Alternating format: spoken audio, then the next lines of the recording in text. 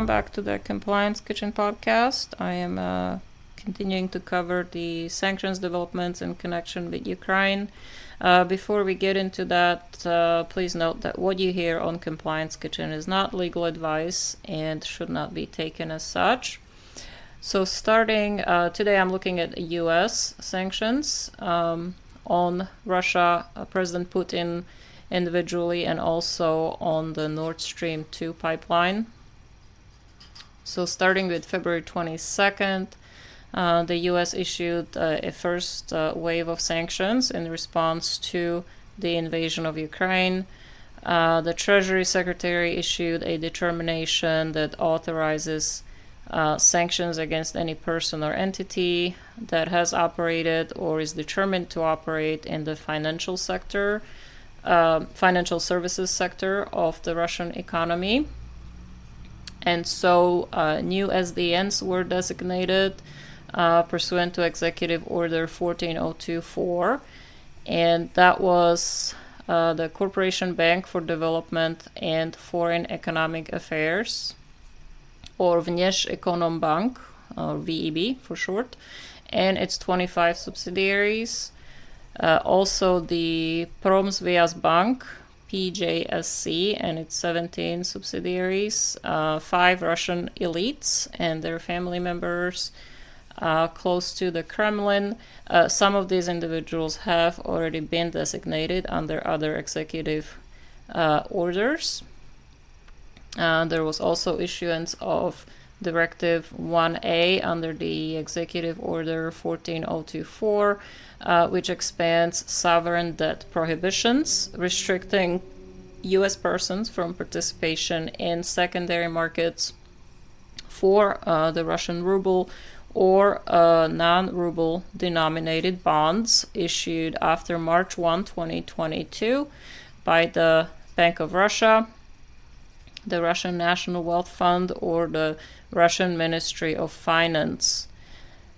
These have also been all added to OFAC's non-SDN menu-based sanctions list.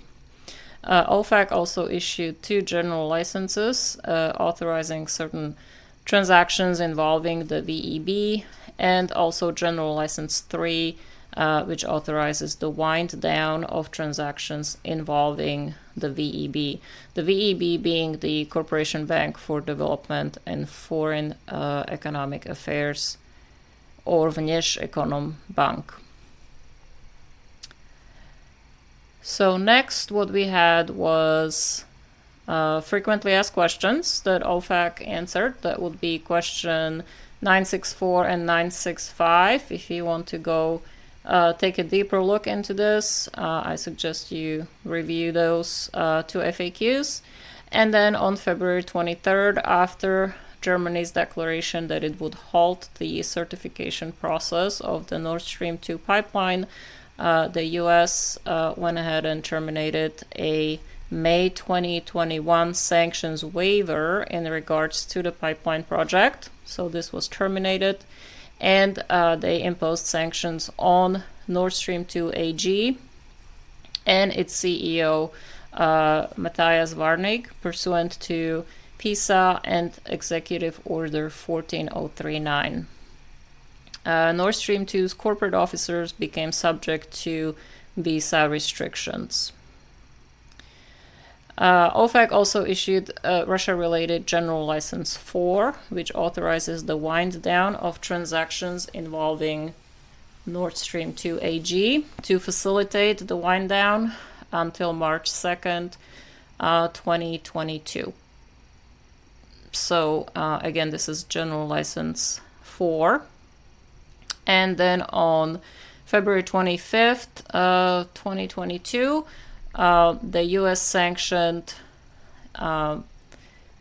several individuals, including President Putin and Sergei Lavrov, and added them to the Treasury's SDN list. As a result, if somebody's added onto this list, all property and interests in property of such individuals that are in the U.S. or in the possession or control of U.S. persons are blocked. They must be reported to OFAC. Also remember the OFAC's 50% rule, which means that any entities that are owned, whether directly or indirectly, 50% or more by one or more blocked persons are also blocked as a result. All transactions by U.S. persons, now again remember the definition of U.S. persons is pretty expansive.